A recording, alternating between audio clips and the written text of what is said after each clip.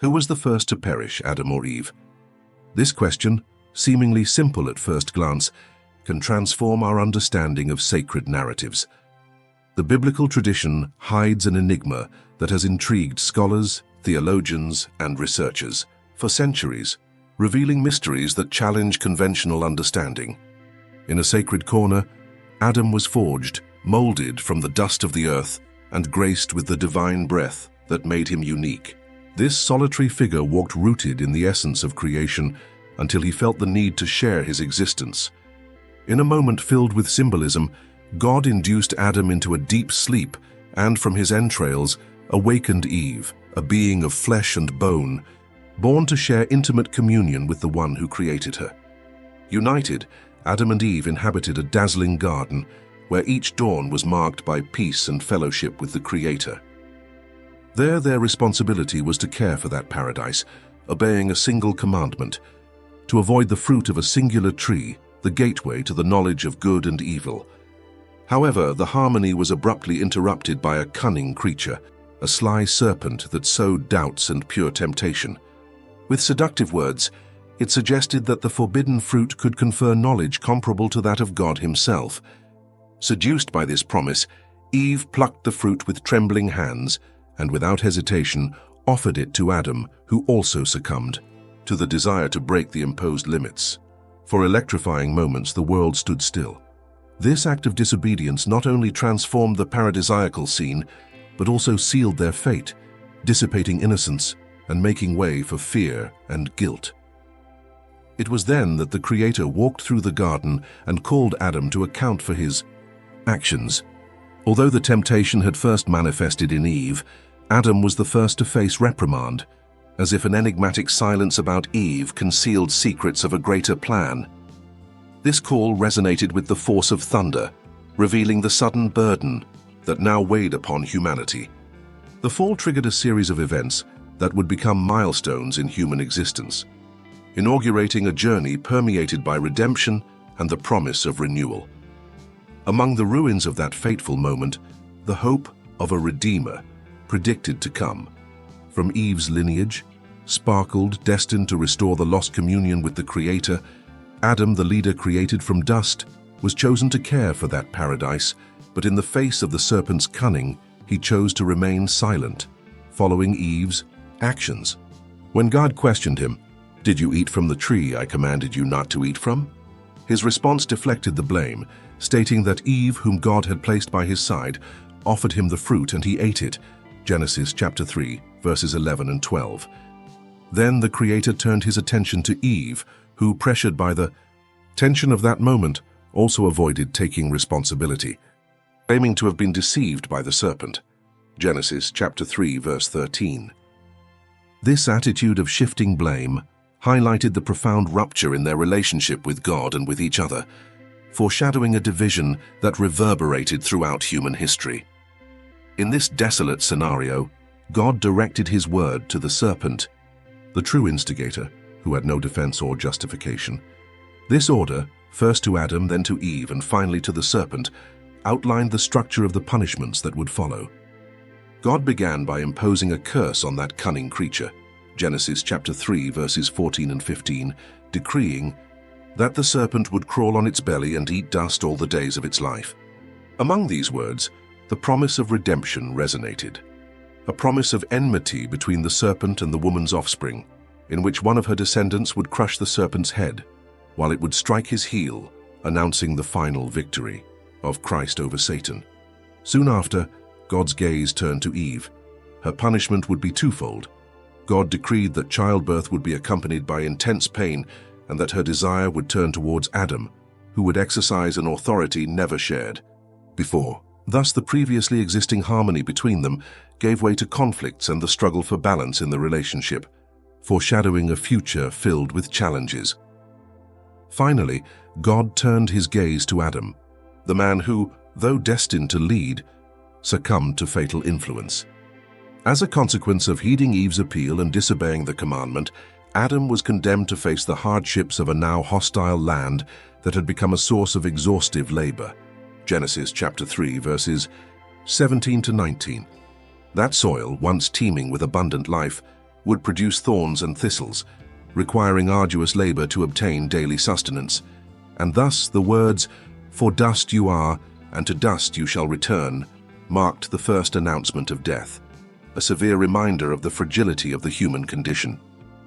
Although both Adam and Eve received painful punishments, the curse imposed on Adam was intrinsically linked to physical effort and the persistence of an unforgiving land. This connection with incessant labor led some scholars to speculate that such demands might have hastened the end of his existence. But did this burden determine a shorter fate for Adam? This question invites us to delve into the details of the sacred narrative and examine the historical and cultural contexts that might reveal more about the mysteries of humanity's fall. Now, prepare to delve even deeper into the enigmas present in the scriptures, uncovering the clues that point to the fates of Adam and Eve, and clarifying the designs that emerged in that fateful moment. After the dramatic fall of Adam and Eve unfolded, the outcome of their lives remained shrouded in an almost poetic mystery, an enigma lost in the mists of ancient traditions. It is said that Adam lived for 930 years, completing a long journey filled with struggles until the inevitable end of his existence. This precise and imposing temporal mark was often remembered as the farewell of a man who had carried within himself the scars and lessons of the fall. But while Adam's fate is narrated with almost epic detail, Eve's end remains a whisper in the wind of history. Unlike the rigorous account of the first man's life, the silence about the end of Eve's existence awakens the imagination and invites various interpretations. Some say she departed a few years after Adam, perhaps weighed down by accumulated sufferings, the pain of losing her beloved son, the hardships life imposed on her, and the burden of being the precursor of a mistake that would change the course of humanity. This absence of details is not merely an oversight, but seems intentional, as if the story wanted to keep alive an aura of mystery around the woman who inaugurated humanity. Amid many narratives about legacies, struggles, and the continuous march of time, ancient storytellers preferred to highlight the lineage of those who would come after, those who, from Adam and a legacy marked by the promise developed through Eve, would carry the flame of redemption. Perhaps in this omission lies a profound symbolism. Adam's end would mark the closure of the era of the primitive man, while the silence about Eve would direct attention to the future, to the renewed hope that would emerge from the woman's offspring, a hope that would one day illuminate the darkness with the light of a new beginning. Now, the narrative compels us to look beyond the written words, to seek the clues hidden in the legends and traditions of distant worlds. Imagine the ancient rituals, the solemn funerals of civilizations that flourished under the glow of the Tigris and Euphrates rivers. There, where each stone and each vestige tell stories of a time when humanity was just beginning to discover its destiny. Who then departed first? Adam, with his journey marked by the arduous labor of the land, or Eve, whose departure is felt silently among the echoes of time? As we continue on this fascinating journey, we navigate through the mists of history and the whispers of oral traditions, trying to decipher the mysteries surrounding the beginning of humanity. Each detail becomes a clue, each silence an invitation to discover what really happened in that remote and turbulent beginning. And so the enigma persists, driving us to seek answers at the intersection of legend, history, and the very essence of our being. In the ancient lands of Mesopotamia, where civilizations awakened under the glow of the Tigris and Euphrates rivers, rites of passage and funerals were harshly shaped by who you were and the role you played in society. In men's tombs, memory was preserved with splendor, richly adorned graves filled with insignia, weapons, tools, and personal belongings that attested to their leadership, warrior status, or family headship.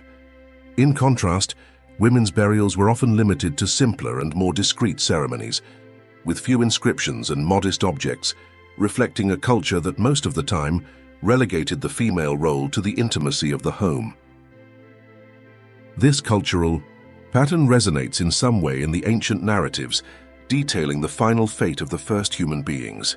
It is possible to imagine that, in a world where memory and continuity were rigorously recorded for men, the extensive account of Adam's journey, who lived 930 years before departing, gained prominence, while the silence surrounding Eve's farewell may have been, in part, influenced by these same traditions. Imagine a scene where Adam's end is celebrated with the solemn precision of an unshakable legacy, symbolizing the weight of responsibility and the impact of the primordial mistake. His fate, meticulously recorded, points to a man whose journey, filled with hard work and daily challenges, ended in a conclusion marked by the inevitability of mortality. In the case of Eve, the absence of a specific account of her farewell may seem mysterious. Perhaps this omission was not accidental, but a reflection of the spirit of a culture where men's deeds and lives were the focal points of historical records. Moreover, this intentional silence may carry a deeper meaning. Instead of focusing on the end of an existence, the narrative chooses to emphasize Eve's role as a bearer of hope and a legacy that transcends her own journey. While Adam's death symbolizes the passage of old time and the consequences of a fatal mistake, Eve's legacy becomes the invisible thread that connects the past to a promising future, heralding the possibility of redemption and a new beginning. It is fascinating to think that ancient Mesopotamian rituals and records, with their preference for honoring leaders and patriarchs, may have shaped the very way stories were told. Clay. Tablets and records of kings and rulers detailed their lives with precision, almost as if signing a contract with posterity. But the names and journeys of women were rarely listed unless they had an extraordinary role. This cultural molding may have led storytellers to focus on Adam, transforming him into the archetype whose end echoes as a reminder of the failures that needed to be overcome. At its core, the silence about Eve's death invites listeners to look beyond the exposed and find meaning where absence speaks as loudly as recorded words. This narrative drives us to reflect on the duality of fate, loss and end on one hand, and the promising continuity of legacy, through which hope renews in the new light visible in the offspring. Instead of sticking only to historical or biological details, we are invited to enter a terrain where the narrative is enveloped by profound theological and spiritual implications. It is not merely about recording the physical death of Adam or the silence surrounding Eve's end, but about understanding how this mystery dialogues with the larger arc of redemption and hope. Adam's departure, told with precision, becomes the symbol of the price paid for sin and the closure of an era marked by disobedience. His long existence of 930 years is a testament to the struggles and consequences his fall brought, closing a cycle and planting the seed for a transformation to come. In contrast, the account of Eve refuses to be tied to details of her earthly end. This silence is not mere negligence, but a choice that subtly and poetically highlights her role as a bearer of continuity and hope. While Adam's death symbolizes the end of a time of error and punishment, the fact that Eve's end is not explicitly recorded points to a greater mission to perpetuate a promise of redemption that would extend through generations. This duality finds parallels in ancient cultures like Mesopotamian, where men were celebrated in grand tombs filled with symbols of power and leadership, while women's legacy manifested more discreetly, focused on the continuity of life. Similarly, the narrative here invites us to see beyond the immediate, suggesting that Eve's importance surpasses her physical end and merges into the mystery of the promise of future redemption. Thus, contemplating the trajectory of Adam and Eve, we see that Adam's end emphasizes the harsh reality of the consequences of sin, while the silence about Eve drives us to imagine a future where hope renews. This narrative choice leads the reader to reflect that, even in the shadow of death, there is the possibility of a new dawn, a dawn announced in the lineage and promise of salvation. Therefore, what seems to be an absence of details in Eve's story reveals itself as an invitation to contemplate that the true focus is not on the finitude of existence, but on the immense and continuous potency of human legacy. Ultimately, the narrative challenges us to see that while Adam closes a cycle of errors and punishment, Eve remains the eternal symbol of hope, paving the way for the new and the unfolding redemption over time. If this mystery fascinated you, don't stop here. After all, the pursuit of knowledge and understanding strengthens when we share our ideas. So don't forget, leave your like, share this video with those who also love diving into the mysteries of ancient narratives, and of course, subscribe to the channel to not miss any new content on topics as intriguing as this.